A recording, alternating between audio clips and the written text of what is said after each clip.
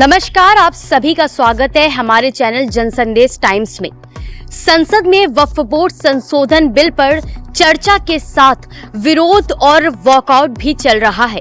8 अगस्त 2024 को दो विधेयक, वक्फ संशोधन विधेयक 2024 और मुसलमान वक्फ निरसन 2024 लोकसभा में पेश किया गया, जिसका उद्देश्य वक्फ बोर्ड के काम को व्यवस्थित करना और वक्फ संपत्तियों का कुशल प्रबंधन सुनिश्चित करना था।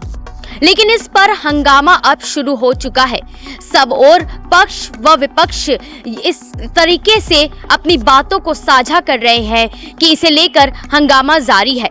और उसके बाद अब वाराणसी के यूपी कॉलेज परिसर को वक्फ बोर्ड ने अपनी संपत्ति बताकर एक नोटिस भी भेज दिया है। बनारस का यूपी कॉलेज, जिसकी स्थापना 1909 में राजश्री उदय प्रताप सिंह ने की थी, जो 100 एकड़ से भी ज्यादा क्षेत्र में फैला हुआ है। यूपी कॉलेज के परिसर में स्थित मस्जिद और मजार को लेकर सुन्नी सेंट्रल वक्फ बोर्ड ने कॉलेज को नोटिस भेजा है कि मस्जिद और मजार के साथ ही उसके आसपास की जमीन वक्फ बोर्ड की है।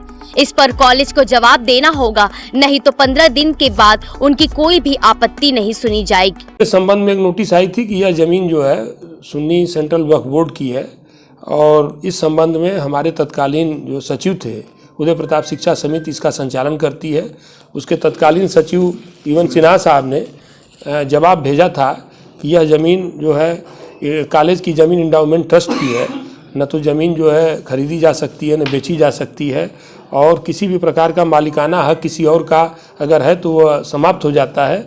और अवांछनीय किसी व्यक्ति की ये करतूत है कि इसको जो है वो सुन्नी सेंट्रल वक्फ बोर्ड की ज़मीन बता रहा है। सबसे पहले जानते हैं कि क्या है वक्फ संशोधन विधेयक 2024।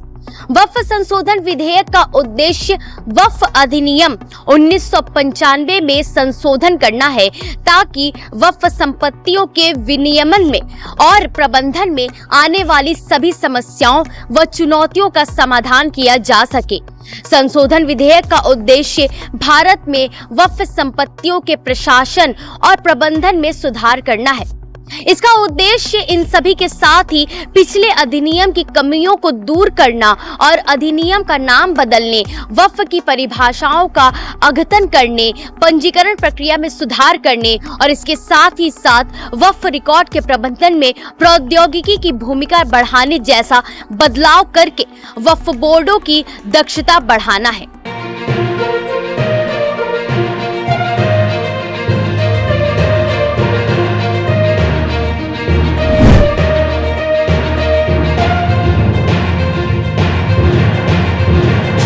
चलिए अब इसके बाद आपको बताते हैं कि क्या है मुसलमान वक्फ निरसन विधेयक 2024। मुसलमान वक्फ निरसन विधेयक का प्राथमिक उद्देश्य मुसलमान वक्फ अधिनियम 1923 को निरस्त करना है, जो औपनिवेशिक युग का कानून है, जो आधुनिक भारत में वक्फ संपत्तियों के प्रबंधन के लिए पुराना और अपर्याप्त हो गया है। निरसन का उद्देश्य वक्फ अधिनियम 1995 के तहत वक्फ संपत्तियों के प्रशासन और प्रबंधन में एकरूपता, पारदर्शिता और जवाबदेही सुनिश्चित करना है। इस प्रकार इस निरर्थक कानून के निरंतर अस्तित्व के कारण होने वाली विसंगतियों और अस्पष्टताओं को समाप्त करना है। तो हमने आपको बताया कि इन दोनों विधेयक का मतलब क्या है, जिसके बारे में आपको ये पूरी जानकारी हमने साझा की है। गौरतलब है कि पिछले दिनों उत्तर प्रदेश के मुख्यमंत्री योगी आदित्यनाथ उदय प्रताप कॉलेज यानी कि यूपी कॉलेज के 115वें स्थापना दिवस पर आयोजित कार्यक्रम में शामिल हुए थे और उन्होंने घोषणा की थी कि विश्वविद्यालय का दर्जा ही जल्द यूपी कॉलेज को दिया जाएगा।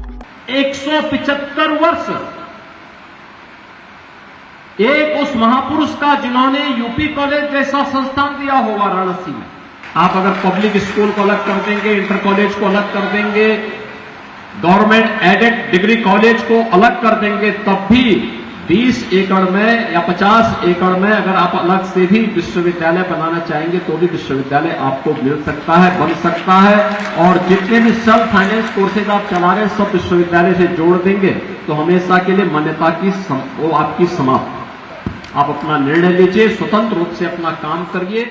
लेकिन इसके बाद ही अब ये वक्फ बोर्ड का मामला जो है वो शुरू हो गया।